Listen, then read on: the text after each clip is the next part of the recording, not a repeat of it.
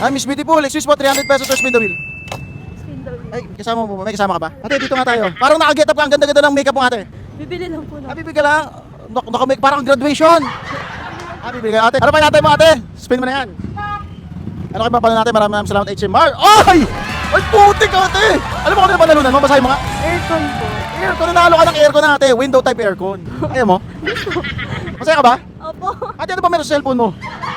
Maganda naman ngipin mo, nakabrisis ka naman. Ako ate, parang napapaganon din ako eh. Tingnan nga, oh, ganda naman ngipin mo ate. Halika, punta tayo sa HMR dahil nanalo ka ng aircon.